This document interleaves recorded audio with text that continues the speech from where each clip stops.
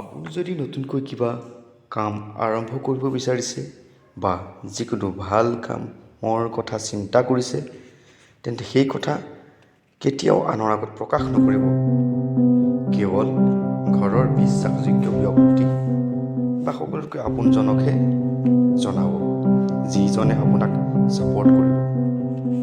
আন ব্যক্তি বা আনকি কাষৰ ঘৰেও কেতিয়াও নিবিচাৰে আপোনাৰ ভাল হোৱাটো বা উন্নতি হোৱাটো।